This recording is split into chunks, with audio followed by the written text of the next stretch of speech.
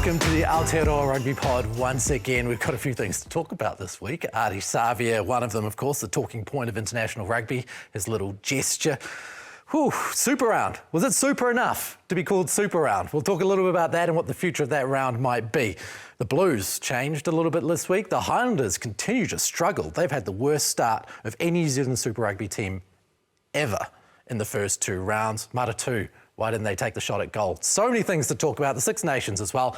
Joined again this week by James Parsons, just back off a flight from Melbourne. Yeah, it was Super Round. I felt. I really enjoyed the games over there. It was a good atmosphere as well. Plenty of fans coming through, especially the Friday night game with the Rebels. Yeah. The members definitely came out and supported that. Maybe died off on the Sunday game, but no, it was a really good weekend over there. Pretty super. And over in Japan, Bryn Hall joins us, of course, multiple Super Rugby winner. We've been through all of the numbers. We won't go through them again, do we? No, please don't. Joins us from Japan. Bryn, another big weekend for you and your team? Yeah, unfortunately, it seems to be the story of our season, to be honest. We had a draw in the weekend against Cannon. They're in the top four at the moment. And somehow we just can't win those tight games. So we've had 2 draws and 2 losses in the last 30 seconds. So I'm hoping that it'll change. And I'm hoping that it'll change in the next coming weeks. So, but yeah, again, tough night, but great. It was a great Friday night fixture. And played some pretty good rugby, which we boys were pretty happy about. Awesome. Now, we're not going to do the big quick fire round because there's only one thing anyone wants to be talking about in rugby right now, and that is Ardie Savea and the gesture. Now, there's a lot to talk about, and I need to acknowledge that basically this is being recorded before anything has come out on this, so we don't know what the result is in recording for his visit to the Sanjar judiciary, but we will see what happens soon. But we're going to talk a little bit about, I suppose, what's in behind it, Jipper and Bryn. Let's start by having a look at the law. Law 9.27 says, a player must not do anything that is against the spirit of good sportsmanship. So based on that, should he be suspended? Well, have they come out and said it's a red card threshold? Red card threshold.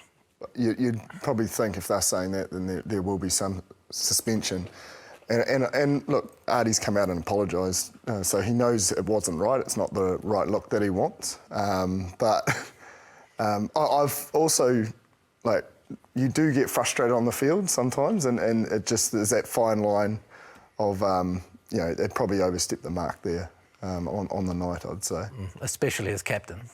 You don't want to be leading like that. Yeah, there's a lot of fire in the game, though. There was a lot going on, especially in those forward packs. I don't know how you saw it, Bryn, but as I said, he's apologised, but it's I do sense the frustration of that was a tight fixture at the time. I don't think there should be anything more of it. But I think, like Jip said, if it is a red card threshold, then you have to think that he might be getting 1 to 2 weeks suspension if it's based on that red card threshold. So looking at that, and it says good sportsmanship, at any stage, Bryn, have you been taught about what good sportsmanship is or isn't, considering that's in the law? Not really. I just think it becomes with a little bit of common sense. I think the only form of bad sportsmanship would be throwing a punch. You get told if you throw a punch or any form around that, then you probably know you're going to get in a red card. But there's so much grey area around that, Ross. What is bad sportsmanship? Is slapping down a ball bad sportsmanship? Is lying on the ball bad sportsmanship? Is pushing someone bad sportsmanship? There's just so many grey areas around what bad sportsmanship could look like. So unfortunately, it was just quite a very interesting thing that we've seen. And when you're cutting someone's throat, obviously, it's seen as a very, very negative and not a great form of sportsmanship. But we don't get taught too much around it. You could be a little bit different, but it's just a form of self-awareness. And probably the only punching would be the sportsmanship that you're kind of told not to do when you're playing. I don't think we're taught. It's obviously there's an understanding known. The way I look at it is you wouldn't want a kid doing that at a local club game. So that's probably where that sportsmanship in my head, so you sort of... And as we've said, Ardie knows it wasn't right, and I suppose you're right, it's in law, but it is broad. It's very broad. Well, it feels like if that's going to be in the law, they also need to write into the law what good sportsmanship is and isn't, because otherwise we're going to run into these kind of issues. Lawyers could spend all day on this. And us. Yeah, I think you're right, but it's like anything. Sometimes these laws are there, but until they actually have to be used, the interpretation or the, being able to utilise them or lean on them, probably opens up a few grey areas. So, that may be one of the steps after this. Generally, you need a sample case in law in order for something to carry on. This is the precedent, isn't it? This is the precedent that all players will respond to, because we haven't really seen anything quite like this. No, I can't remember in my time it ever coming up. So, yeah, this would be the first time. Well, it would certainly make for an interesting week, especially if the Hurricanes go into the game against the Blues, Bryn, without Ardie Savea. Like, it's a big game to go in without him, isn't it? Oh, it is. I think, we've talked massively around last year, and he could have been World Player of the Year. We had him as the World Player of the Year, and anytime you can kind of have that player not in your squad, it's really tough. And you look at on the weekend, 2 tries being able to score off the back of a scrum through his play at the back of a scrum. But what he does in and around his game on the field is immense for that group. But what they do have, and what I do like about the Hurricanes, is they have great depth in that loose forward trio. And I know if they don't have Ardie Savea, they've still got the likes of Brandon Yossa, who had that crucial turnover to be able to win that game against the Rebels. You've got Devin Flanders and Karif, and you've got Peter Lakai as well. So I know they obviously will miss Ardie if he isn't there, but they've got some great depth in and around that loose forward trio at the Hurricanes. So it'll be tough if they don't have him, but like I said, they've got some great players in and behind if they do have to go to that kind of spot. I agree. Like, they've got massive depth in their loosies, but he is superhuman at the moment. Like, the footy he is playing, like he's changing games. He is a genuine match winner for the Canes, and I think if he's not there, they're certainly not the same strong side, but someone that does resemble a lot like him is Peter Lakai in that NPC, so it may be an opportunity for him to show that NPC form at Super Rugby level in a massive game for both the Blues and the Hurricanes. He's due to be unleashed at some point. He's just exciting. Like, from what we saw in the NPC, he's got a lot of developing to do as well, but he's similar in the sense that he's a pocket rocket, full of power, loves that physical game. He's obviously debuted in round 1, so I think they've got able replacements, but I think Ardie is a big loss if he is missing. What did you make of the Hurricanes' performance against your Rebels, Bryn? 33-39. I mean, they copped a bunch of yellows and reds, but what did you think about that? Like, the Rebels, they came at them pretty hard. Geez, I tell you what, if there's 0 and 2 teams that are the best looking in the comp, it'd probably be the 4, but be the Rebels, because I was watching that game, and to be honest, at 24-7 when they couldn't get over the line with Ardie being off, I thought it was a pretty telling moment. And then, they scored a try just after half time. And when they scored Rayasi's try in the 62nd minute, I thought they were probably going to run away with it. But to their credit, they came back and showed a lot of resilience with their number 8 scoring 2 tries off the back of some dominant scrum time in the late stages of that game. And to be honest, even though they were counter-attacking from their own line, they put on a hell of a performance. And if it wasn't that for Brendan Iosi's turnover and Geordie Barrett scoring in the corner, it could have been different. But look, the Hurricanes will obviously be thinking around their discipline. 14 penalties, 1 red card and a yellow card. Doesn't matter which team you're playing against.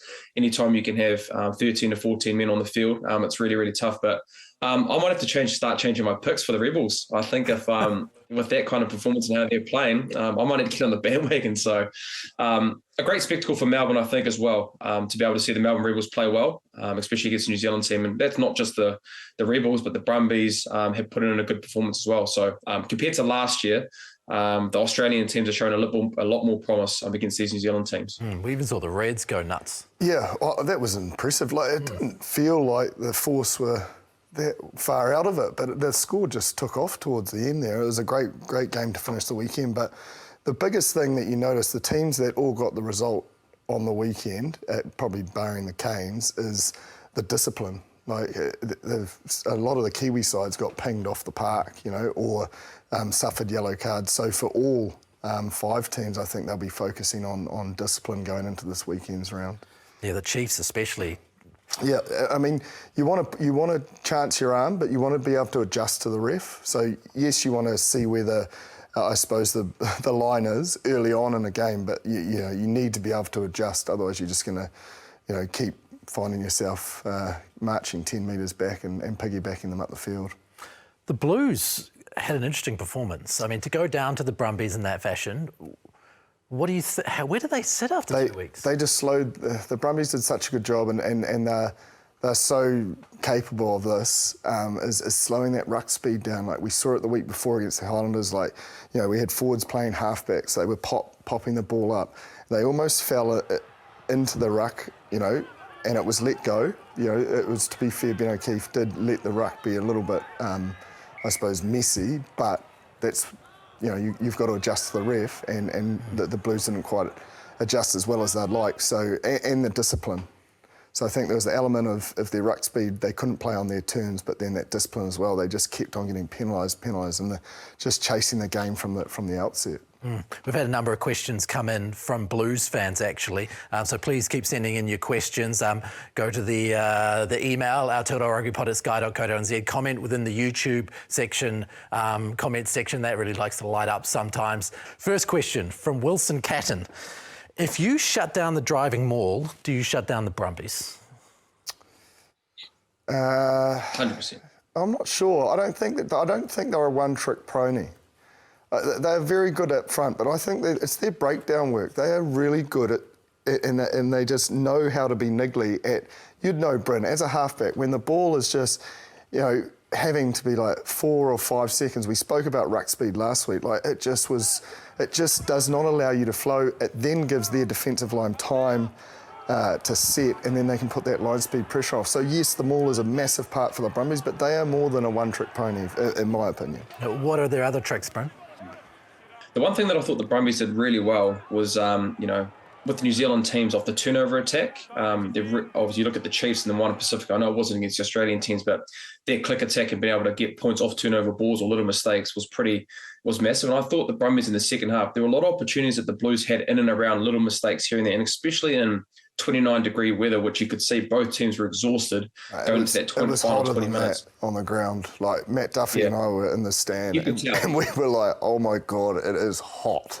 Yeah, you could tell with how they were just, I think they were saying in the commentary around Beauden Barrett was breathing, and, you know, he doesn't really breathe a lot considering that he's probably one of the most fittest players in world rugby. But I thought the way the Brumbies were able to defend in big moments in that last 20 minutes, because it was quite, you know, you could probably tell through the exhaustion of all the players, there was a lot of mistakes, and being able to, it might be just 1 or 2 crucial moments that were winning the game. And I thought their 2 props, actually, Sculp and Van Neck, getting those a couple of turnovers that late in the piece was the difference, really, because both teams are trying to win the game, but little unforced areas, or, you know, probably just 2 teams competing at a really high level. And it was 1 or 2 things here, which I'm just bringing up, those turnovers in the end, I thought was the difference, because the first half, both teams were playing an attacker brand of footy, but probably the heat dictated the spectacle in the second half. But look, I thought it was a great game with 2 teams that are playing at a high caliber considering round 2.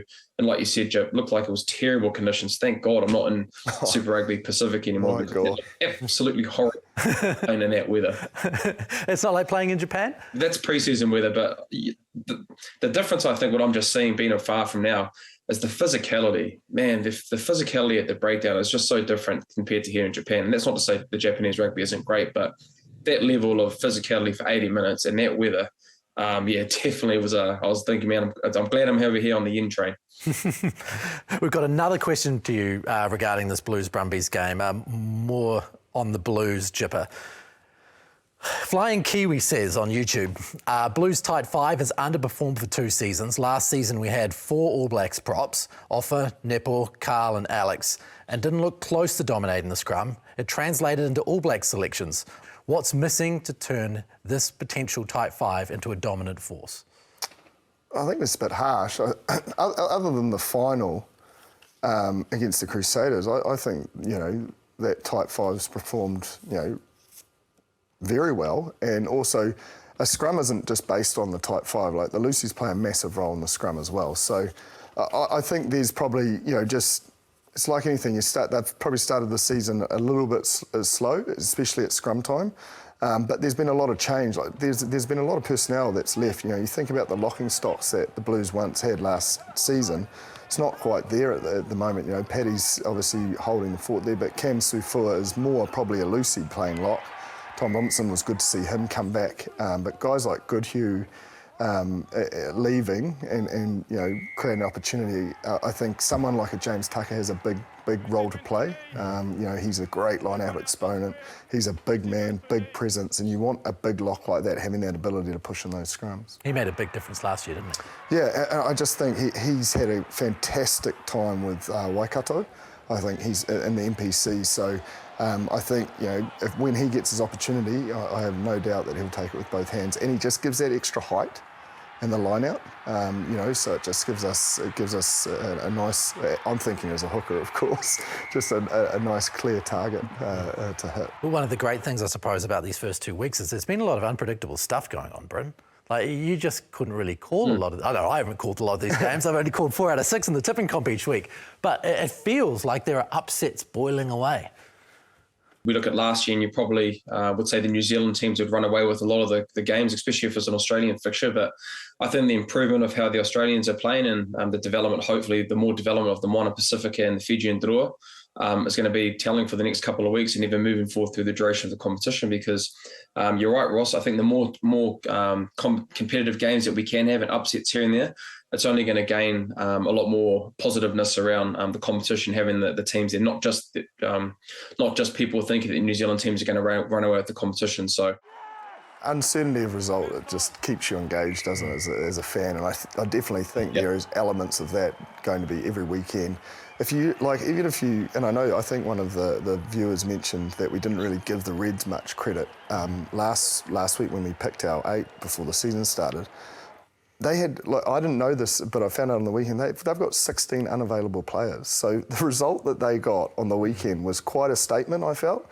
They obviously, pushed the Hurricanes. I know the Hurricanes ran away with it, but they pushed them for about 60 or 70. And yesterday was a much more complete performance. So I actually think they're a little dark horse that's just, finding their feet in this competition. And then you think when they get those players back and it's a full available squad, they could be a real threat in this competition. What was the chat about the Reds over in Australia while you were there? Because what I read online is that the Vultures are circling around Brad Thorne, but you see a result like that and you wonder, should they be? Yeah, no, it was very positive. And they're quite passionate Queenslanders, aren't they? So I think they expect greatness, and then maybe if they don't get it, they are quite hard. But that's probably what makes them, good at what they do, and as a state, successful in most sports. So I think that'll always be there, especially in that state and their expectations for that team. But I think after that performance, it should keep them at bay for the meantime. There were some solid improvements there, Bryn. I mean, as a week turnaround, that's a hell of a week turnaround. Yeah, it was, and I think it's probably the good thing that I saw around the Reds, and I know that probably the force, to be honest, the score probably didn't dictate, I thought, how the game went. They probably just were really good around the opportunities that they were able to score from, because they scored in a lot of ways. They were able to score through the transition in a special play with Harry Wilson. Dan Gunu scored in a nice couple of tries of some nice phase play, shape and animation. Vunivalu, it was great to see him to be able to have a bit of space, and thankfully he didn't pull his hamstring. It was just a bit of cramp, I hear. So I think that's the biggest thing for them. With them and being able to have that positivity around how they scored their tries in different ways, it's great for them, because we know how good they are when they're Tate McDermott and running in around him, but there's a lot of variety in the way they scored tries. But I guess the biggest test that they're going to have is they have to win against New Zealand teams. They've shown it against the Australian teams and winning the Trans-Tasman a couple of years ago. But for them, I think the results against New Zealand teams is where they've just been missing out. So a good confidence boost. And if, they, like Jip said, if they've got 16 unavailable players and they can slowly trickle them back in, it'll add them to hopefully having good results against New Zealand teams moving forward in this competition. And to bring O'Connor off the bench. Yeah. Yeah. That's, if they've got 16 players out and you can still bring James O'Connor off the bench. I know. I think he's got a role. I know Paisami's there, but maybe it's not a 12. But you've got to find space for him to start. I don't know, personally, like that experience, his ability to probably alleviate some of the pressure on Liner. Do you know what I mean? If he was at 15, or could we see him at 12? I'm not sure, but I think he's got a bigger role than a bench role, personally, if the Reds are going to go all the way. There have been a lot of big turnarounds, but one team that hasn't had a big turnaround this weekend, Bryn, is the Highlanders. They have had the worst start in history by a New Zealand Super Rugby team. 112 points that they've copped in 2 weeks. There have been worse for other teams. The Rebels and the Sunwolves have had worse starts than them. But this is the worst start in the history of a New Zealand team. And, the Rebels and the Sunwolves are expansion teams. They're not a team with a history like the Highlanders. What is going on there? Why are they so far off the pace, Bryn? I think it's just showing the kind of depth that they have. And unfortunately, Aaron Smith and Shannon Frizzell have been massive. And even Ethan de Groot, obviously last year with how he was playing. You look at all the other super franchises, you look at probably the Blues and the Crusaders who they've played the first 2 weeks. They just have that many All Blacks and quality players in those positions. Whereas, you look at the Highlanders, unfortunately, there's not as much All Blacks. And so probably it's younger players that aren't as tested when it comes to international level that have been asked to play big minutes and been able to influence games. And so we know how important Aaron Smith is to that group, and probably having him the last 2 weeks not in that team, along with Shannon Frizzell, who brings that kind of, the likes of an Ardie Savea around that ball, the contact, the physicality area of the breakdown and that. It's really hard when you're not having him. So, I just think they don't have the depth at the moment, and it's been shown against two quality sides, the Crusaders and the Blues, and I believe they've got the Chiefs coming up next, so it doesn't get any easier for them. But having Aaron Smith back in that side will be massive for them. Do I think it's enough against the Chiefs? Probably not, especially with how they're playing. But it probably just shows where they are in New Zealand rugby when it comes to depth, and probably just don't have the same as the other franchises in New Zealand, unfortunately. I know this is off topic, but just because you mentioned the Chiefs, that forward pack, man, yeah, they have hit the ground running. Yeah. And being at the ground, they are massive. They are fit massive. All of them are just made out of stone, and they're just relentless. They just keep going. I think I'd probably say we all both had them sort of sitting at third, but I think they're a genuine threat. Probably you'd have to say at the moment the number one form team. I think in terms of playing. Yes, the discipline was a bit off, but man, and if you think when they can get Anton back, that's quite a formidable backline they've got there as well. So Damien's doing a hell of a job at 10. And the guys who are coming in to fill in, Poiepi, Coombs Fabling. Fastest try in history. Yeah. I love how Nisbo called it too. It was that's the fastest try in history. And my wife turned to me and goes, how did he know that? And I was I'm pretty sure that... It just had to be. It just had to be. It was holy dooly. Oh. Yeah, it was quite amazing. They do look really, really strong. Oh. And with the Highlanders ahead of them this weekend, you can only imagine them consolidating that spot at the top of the table. Yeah, and I think that'd be a hard team to preview, Bryn, because Damien and Sean have that knack of just doing something that they see at the time, and, the little cutbacks or, the grubbers in behind, which don't always work, but it's quite hard in terms of your preparation as to what's going to be displayed when you come up against them. So it's a big week for the Highlanders to hopefully bounce back. I think one thing that you can't really afford at the moment with this Chiefs team, especially with Damo, especially with the way Shooter's playing as well, any form of turnover attack and being able to knock on balls, you've got to try kill the ball straight away. Because it's going back to the old, Dave Rennie days of when there was a turnover or quick lineouts, they were being able to play and being able to score points off that kind of unstructured play. Because at the moment, man, they are, like you said, Jip, little things here and there that are just scoring tries and being able to try and put teams under pressure. And Billy Harmon probably talked about it last week. We talked around his comments around their defence. If they can get their defence right and structures around their phase play and being able to get good contact in and around the first 3 or 4 phases, then you can probably afford to try and put some pressure on the Chiefs. But even in that as well, I think at the moment the Chiefs are the best attacking team in the comp with the variety that they're having in and around their attack. Brad Webber's been able to get out and snipe and having good, genuine options off him. You've got Damien McKenzie, who's been able to go in and around the attack, around that the pod defence and attacking that 4th or 5th defender. And then you've got the likes of Sotoro, Sean Stevenson out on the edge, being able to score tries. And then the glue man, who I think is Alex Nankivell, he's consistently playing well, being able to put players away. So, going to be a tough ask for the Highlanders. And I think you're right, Ross and Jip. I think the Chiefs at the moment are probably the top team after the 2 weeks that they've played in Super Rugby Pacific. So, Bryn, what's the message that Clark Dermody gives the Highlanders this week? How does he get this team up, and what tactics does he need to put into play in order to stay in the competition, never mind try to win the game? That point around defensively, if you can shut down that counter-attack and being able to give the unstructured play and giving the likes of Stevenson, McKenzie, Sotoro and all those good ball carriers with space around them, that's one thing you can try and stop. But then I think secondly, when they do get into that 22 area, you've just got to be able to try and score points. Now, when Aaron Smith and Folau last year and even the year before, when they got into the 22 area, they were able to score tries off their specials, off the transition and a bit of variety, or being able to get really quick ball in that 22-metre zone and having lines around Aaron Smith and being able to get really quick ball. So that's the DNA for the Highlanders. I think they've just got to be really, I guess, clinical and ruthless when it comes to that 22 area, and being able to shut down defensively the counter-attack and click attack of turnover ball that the Chiefs are so dominant at the moment. They look a fit side,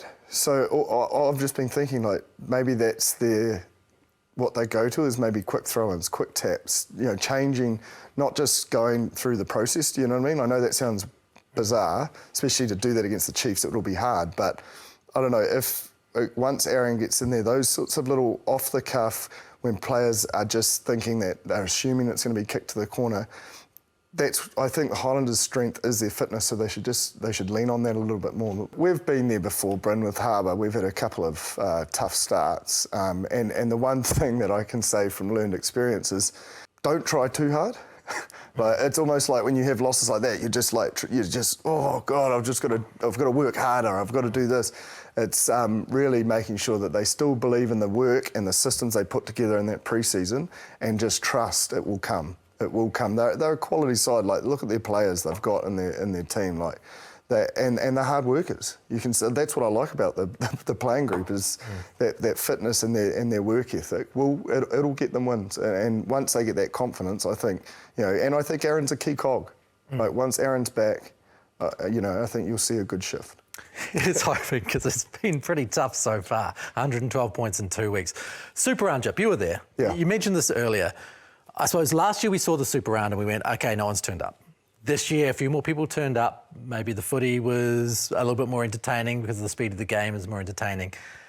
Does it need to stay in Melbourne, or is this something that we should look at taking elsewhere year on year on year? I definitely think they'll be looking at the option, but the reality is Melbourne, or the state government, they're pretty passionate about being the sporting capital, so they provide a lot of funding to have these events and host them. So it's about maybe another state or New Zealand having the ability to do that, to match that, because that's where that decision pretty much lies. Was it a good junket?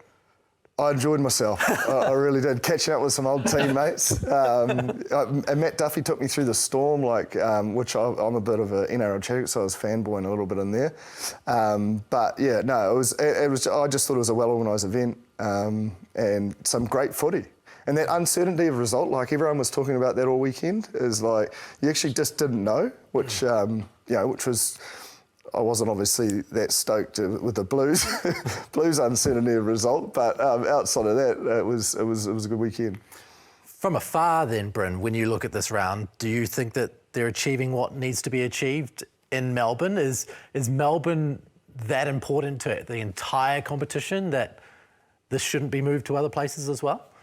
I think it's always open to being able to move. Like, I think the quality of rugby was a lot better than it was last year. It was a lot more competitive, and there were a lot of wins. You look at the Australian teams. I think they're just performing much better 12 months on. So I know Melbourne's a great way to be able to get in and around that stadium. The transport system there's great in Melbourne, but if you're looking at maybe another Australian place, there was the Brisbane Tens, but there probably wasn't a great turnout in Brisbane. Like maybe taking it to Perth. I know there's a lot of expat Kiwis that are over in Perth. I know logistically it might be a little bit of a nightmare. It's a bit of a longer travel for the New Zealand teams, but it's back in the rugby mat over there with a great owner who loves to, I guess, innovate and being able to, the production side of it. We've played over there a couple of times when they went in the Super Rugby, and the production that they did there was great for fans. And so, whether you take it to Perth, I know logistically, again, it's tough, but that could be one spot, or bring it into New Zealand.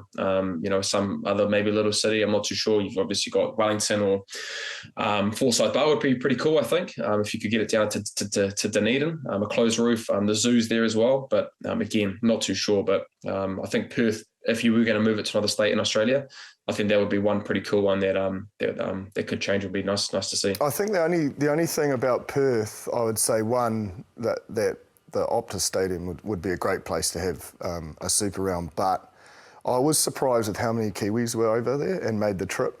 So that might detract a lot of fans from actually going. not so much the teams. It's like there was a lot of people travelling over for it, like compared to the year before. So there's definitely interest, and I think Melbourne's a great city.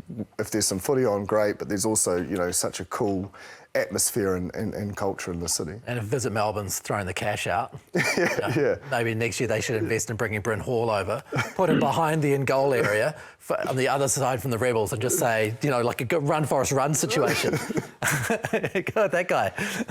Hey, whatever I can do to promote rugby, lads, I'll do it for us. I'll get it as well. Get it, Aotearoa Rugby. He's the man of the people. He's the man of the people. He's the people's champ. The people's champ of Melbourne. That's it. Now, none of us had a stupendous weekend in the tipping comp. If you'd like to join us in the tipping comp, go to tipping@superrugby.co.nz and you will be able to join the Aotearoa Rugby Pod League. I am at number 252 in the league after picking 4 from 6 once again. Daniel McKenzie is our number 1. He has picked 5 and 6 the first round, so he's on 11 points, doing pretty well. James Parsons, 5 and 4. Bryn Hall, 5 and 4, both on 9 points, down in the hundreds. Not an easy competition to pick, although Daniel McKenzie seems to think it is. If you want to be done involved, well to get 5. He's done, and it's because of the way that he picked the margins as well that he's at the top. He was only 1 point off in the margin game. So well done to you, Daniel McKenzie, and everyone jump on board with that and get into this competition. $5,000 to the person who wins the overall competition. If you win our league, then you can come on the show, have a yarn with us and tell me how terrible I am and tell the boys about your hot takes. So, looking ahead to this week when we're talking about tipping in this competition, Chiefs v Highlanders. Chiefs, I think. I can't wax lyrical like I just have for the last 40 minutes about them and then not pick them. But I do, as I've also alluded to, there is hope for the Highlanders, but it's just, man, it's a brutal first 3 games for them. The Blues, Crusaders, Chiefs. It's a tough start. Yeah. Same old for you, Chiefs? Yeah, same old. Yeah, big going for the Chiefs. Your Rebels versus the Waratahs. Did you see enough on the weekend for the Rebels at home to beat the Tars? Oh, man. I'm not sure where the Waratahs are at. Yeah. I just think their squad is not... Maybe it's just a slow start. Like, that team on paper... Looks good. I just think they... Both games they've played, they've just sort of been underwhelming a little bit. And the Rebels would have to have a little bit of confidence, I think, at home. I will pick the Tars, but there's something... something's got to turn. Something's going to turn. Bryn's going to support his Rebels. And, I'll take another point off him. Yeah. I like what you did there, Jip. Oh, man, I'm getting closer and closer. 3 weeks, that's all it takes. I just can't not pick them. I can't pick them. Like, there's I know they showed really good qualities against the Hurricanes, but with the Waratahs in their squad, like, I just can't not pick them. So, but like I said, I'm coming around, and I would not be surprised if the Rebels won due to their last performances the last 2 weeks, especially against the Hurricanes. You should be a politician. I'll pick the Waratahs. Yeah. I'll pick the Waratahs by 3. Pick the Waratahs by 3. Like, it's going to be a close game. That was well done. We got there in the end. Yeah, very diplomatic. Soon to be president of the Rebels fan club, Bryn Hall. Only a couple of weeks away. Almost there, lads. Almost there. Almost there. Okay, the Drua versus the Crusaders. This is a cool game. Yeah, in Fiji. Fiji. Yeah. I think it'll be closer than... the Crusaders will win. But going to Fiji, as we saw the scenes last year... It will not be easy, and especially, we don't want, we talked about how hot it was for the Blues-Brumbies game. It'll be a war of attrition. And obviously the Drua have done, 17-week pre-season in the heat over there, so they're well acclimatised, I suppose, to it. So I think the Crusaders will get the job done, but it might be closer than we think. Bryn, you've been basically at a home game for the Crusaders there. They love the Crusaders over there. They absolutely did, and you played the Chiefs there. And, how do you think this is going to feel as a game when both teams are obviously heavily supported? Yeah, it'll be a great spectacle. Honestly, it'll be packed out for that game. I know the times that we played over there, even before you get to the ground in the warm-up, the crowd's already packed and it's already full. So there'll be a lot of Crusader fans that are out there. They love supporting the Crusaders. From my time that we're there, we had so many great promos and been able to get out to the community and seen a lot of Fijian supporters. It's great. It's a great week to be able to be over there. But I'll tell you what, playing in Fiji is just different. The heat, the stickiness, and to tell you the truth, when you get the Fijians on a day like that, and if they play well and they get a good start, it's going to be a tough game. You look at the Chiefs playing the draw last year in Fiji. Sam Kane said that was one of the toughest games that he's ever played because they're a different beast at home. And I know playing the Crusaders in Fiji will be massive for some of those players because they're fans of the Crusaders themselves. So they'll want to be able to put on a good performance. And so I'll back the Crusaders, but it'll be a great spectacle and looking forward to seeing how that match plays out. It's a great buzz at that place. I was at the first game they played over there, and wow, it was just great fun. The most fun Super Rugby game I've ever been at. Yeah. Yeah. It's also like, I haven't had the privilege of being there, but watching it, you know, even on the screen, I don't know, it's got a different feel to it. It does. It is really good. And then the carver session afterwards is also fantastic. Hurricanes versus the Blues. I think Ardie is that selection or where that is at is quite crucial for this. Blues away, I'll back the Blues to bounce back, but I'd say that's the game of the round. So much on the line for both sides. It's in Wellington. But if you look at the Canes, like they've won, but probably had quite slow starts to games. So I think they'll be looking to come out of the blocks a little bit better because we know they can run away with it with the X factor against tiring bodies late. But the Blues will want to get back to that sort of free-flowing pop touch sort of style, you know, one man cleaning one breakdown and, you know, just keeping that ball alive will be crucial. And that'll work against the Canes, do you think? I think it'll work against anyone because it suits their style, so it just doesn't give defensive times to set.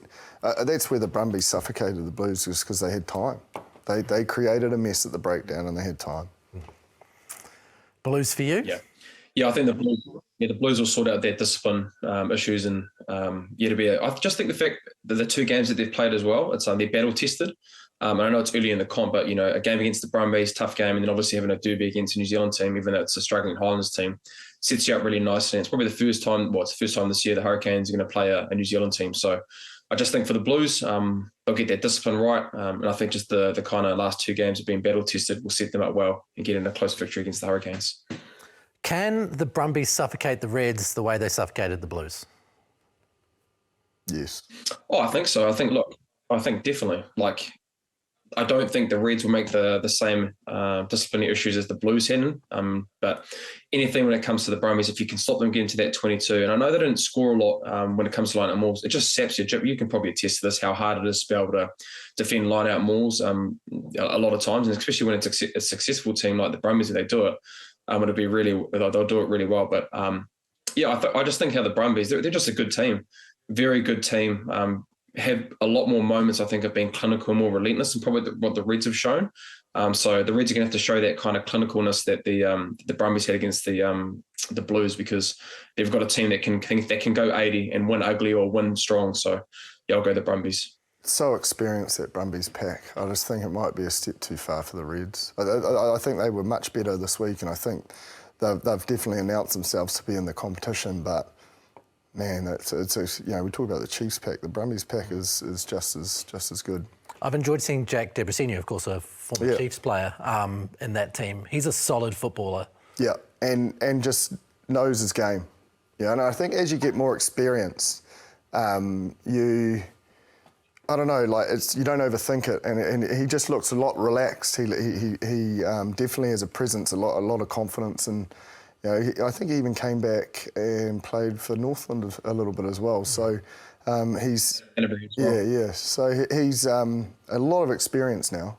Yeah. And I just think it's shown in the way that he sort of holds himself on the field. I remember talking to Neil Barnes when he left the Chiefs, and Neil Barnes was not a happy man. He was. Neil's a straight shooter, he is. And he was very honest about the fact that he really wished they had him back. Force versus Moana Pacifica. Oh, Bryn? Where's that been played? Force. Perth. If that was at home, I would have picked Moana. But no, actually, I'll pick Minor for the first one of the year. Yes. Yeah, I just think the Force Moon is great on against the Reds, and I think Minor Pacific have actually showed a lot more variety in their attack, and I think they're trending in the right direction. I think they'll get their first one against the Force. I don't want to be this guy, but I'm going to need to see the teams for this one to understand. I'm thinking Minor. I think I've seen more from them to say that they could go there and steal this one. But I need to see what the Force lineup looks like after. I don't know, because both sides took a bit of a, big loss, but that Force loss, that would have done, there'll be some soul searching this week. So they may, with a bit of a shuffle up in their squad, bounce back. Well, what have you liked about MP this year? Just a one shout out for the Minor Pacific. Chip, you see Miracle Whailangi? He looked outstanding. Yeah. On the for number 6 for Minor Pacifica. He's a great buy. I thought he was outstanding. Just for obviously we've been talking a lot about Minor Pacifica, but I thought his debut and his story, he was outstanding against the Chiefs. Yeah, but a big presence. I think that's what I've liked about them. They've simplified things. They when they got ahead against the Drua early, they were just direct. Like they're using their asset as their ability to be dominant physically. At breakdown, scrum, I think their lineouts come a long way. Man, their set pieces come a long way. I mentioned it to Aaron Major after the first game. Compared, I think they were 12th in the comp last year lineout, around sort of 69%, whereas I think they're close to sort of 85, 90% this season. So it's just those little touches, and then if they can get that going, they've got enough experience in Leleafano, but a little bit of X factor out wide too. Is that success for them this year? It's continuing to build that foundation, so next year or the year after they're an 8 contender? I just don't think like that. I think they've got to think they can make that 8. I don't think they can say that's success. I think their squad, if you actually look at their squad, they're good enough to make the 8. They are. They just need to get on a run. Losing at home, that first round loss at home is niggly, if we're honest, but hopefully they can get some points on the board this weekend in Perth. Now, they obviously put enough pressure on the Chiefs to get 3 yellow cards out of them, because all of those cards were based on pressure, weren't they? Yeah. So, I mean, that's what Filo Tiatia is a good coach, man. Like, he just keeps things simple, and he's got that pack. As I say, they're making massive shifts in key sort of KPI stats that we look at. We'll continue to talk Super Rugby next week. We're going to jump to Opiki now, but if you've got any feedback for us, remember to put some comments in the YouTube comment section. Send us an email, Aotearoa Rugby Pod at sky.co.nz. Keep on feeding back to us. We'll keep on having a chat with you. Keep feeding the backs. Opiki. Wow. The Chiefs, let's stop saying nice things about the Chiefs. Chiefs Manawa are outstanding the same way. Great forward pack. Absolutely outstanding forward pack, Bryn. And it looks to me like they are a step ahead of all of the other teams who seem to be at a similar level. 50-33 over the Blues, and there was only one team really in it for the victory. We talked a lot around last week around their set piece with their lineup Moores with O'Connor scoring a hat-trick, but, obviously they still had some great work this week. They scored a lineup more for the first try, but I think just it was the backs that I thought really played well. They were able to complement that dominant play from the Manawa forwards, because I think Willison, that's one girl that I've been really impressed with. Man, she is. If you're talking around losing a lot of outside backs with the Black Ferns and then go to the Sevens, a girl like that, like Willison's been outstanding for that Chiefs Manawa backline. I thought she was great on the weekend, but yeah, I think it's going to be a tough task. I think Matatu, you'd have to think, would be the only other team when it comes to the forward pack that would be able to have a challenge. But then I think the Paua tight 5 was great on the weekend as well. So. But look, they've just got a great complementary game at the moment with their forward pack, being able to dominate, and then their outside backs with the likes of Willison and being able to have obviously Hazel Chubik as well, who's got a great kicking game and distribution game. They're in a great place, and they're going to be tough to beat. Even the Blues as well. They were probably been disappointing this year, losing the last 2 games. They can play both ways. They can be simple and direct and put 50 points on you just going through the middle, but in this game, they showed that they've got that expansive side as well. So, if you're one of the opposing teams looking at that, it's quite daunting and challenging. But I think Bryn's right. If a side like the Matatu, actually Paua as well, you're going to have to stop them up front. You're going to have to get them going backwards if you want a chance of them trying to reclaim the title, I suppose. And Matatu have got a chance to do that this weekend. I just want to jump on the back of Tanika Willison. Former Sevens player, former New Zealand touch player. The balance to her running, that chip ahead off her left foot, and she just looks so smooth. Like she was born to play this game. Yeah, and you'd have to think she's, as Bryn said, like in that outside, there is opportunity there in the Black Ferns level. So I think if she can keep doing what she's doing, she definitely would. I suppose Alan Bunting will be definitely looking at a lot of players to be fair in the Manawa. Just as well, I think not just obviously Willison, but there's a lot of outside backs that are playing great rugby at the moment. Like you look, Colosi as well. She had another great game on the weekend for the Blues. You've got Letienga, Willison that we talked about, Vahakolo as well, who's come from league to be able to be for the Blues on the outside as well. And even in Matatu, there's some great finishers out there as well. So look, it's definitely a hot spot in women's rugby at the moment. Some great talent, and so I'd be interested to see where Alan Bunting gets, who picks in those outside channels, because there's some great depth and some great talent being shown in this competition after the first 2 rounds. Yeah, Renee Holmes scored 2 tries. Unfortunately, Matatu went down 24-25. They made a decision late in the game, which was kind of unbelievable, Jipper, where they were 15 metres to the left of the posts. They had quite a straightforward shot at goal. Renee Holmes had missed 3 of her 5 kicks. But with that being said, with a minute to play, surely you just take the shot at goal. You'd think so, but all I can think is Renee said, I don't have it.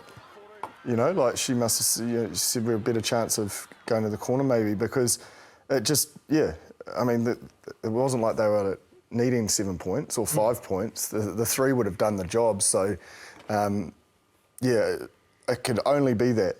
Yeah. I don't know why you wouldn't take the 3. It did look quite windy.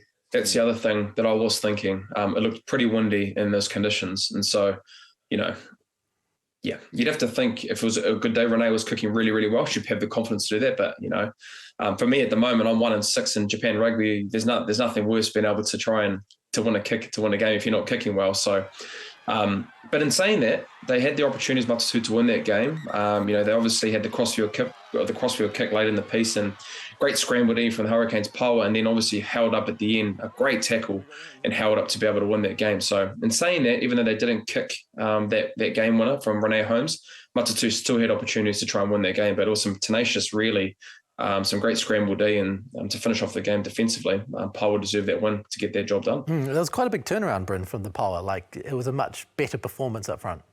I think Crystal Murray, she showed some great hands, and the ability that their tight 5 have, I think, has been great. And I thought they were really great in that game against Matatu. And so, for their ability, they played against the Chiefs Manawa team, who are, you'd have to think the best in the comp, and you'd have to think Matatu would be second in the comp to their forwards. But, that Power tight 5, man, they've got a great skill set. And, when they're going forward through that tight 5, they did what they did against Matatu and able to score some points and get the job done. We're going into the final round of the round robin. There's only 3 weeks of it before we get to that final. Do you think that Matatu have a chance to beat Manawa at home?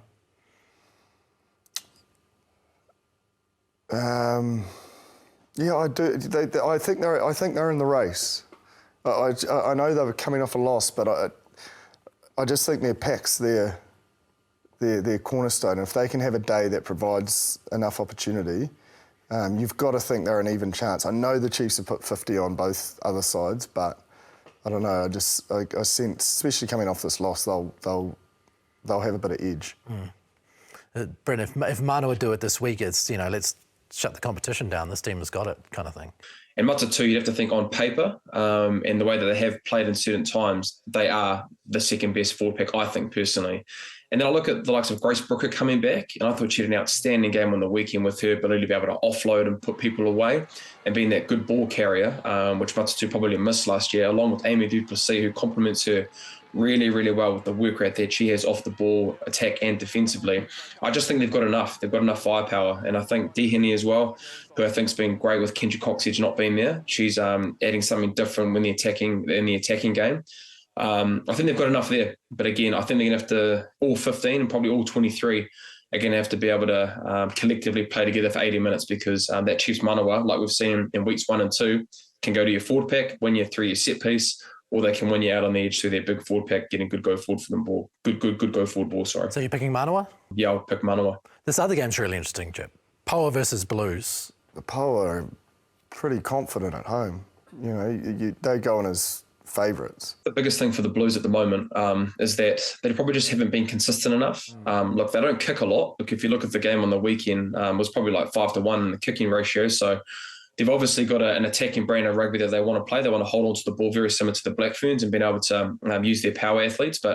And that's probably the biggest thing for them. When they do get their power athletes, especially in that forward pack, they bring in their offload game. They're able to set up the outside backs. I've talked about Colossi and Vahakolo and been able to get them into the game. But the consistency, I think, is going to be really important for the Blues. If they can win it up front with their tight eight, especially around their execution of their ball playability and winning contact in the breakdown, that'll give them the best chance to try and win the game. If that, otherwise, the variety of their kicking game, if they're going to kick a little bit more, which I probably don't see happening.